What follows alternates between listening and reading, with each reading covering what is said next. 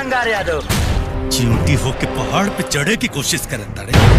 अपना औकात के लंबाई भुला गईले कि हमरा सल्तनत के ऊंचाई याद नहीं के तोरा के। अपने औकात में बानी यही से पांव छुए के प्रयास कैनी, वरना लात मारे से पहले तोहरा कजिया के भात कौवन के खिला देले रहा। तोहरा सामने कोनो बच्चा ना, तार दामाद खेसारी लाल यादव खड़ा बा।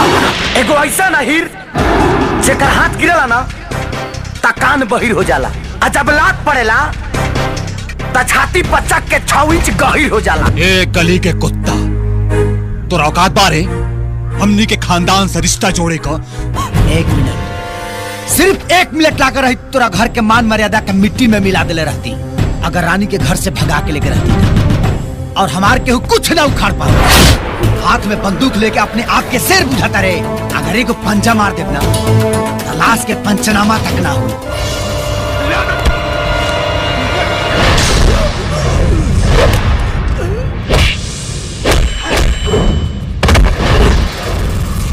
इस वीडियो को लाइक करें, हमारे चैनल को सब्सक्राइब कर बेल आइकन जरूर प्रेस करें हमारी न्यू वीडियो सबसे पहले देखने के लिए।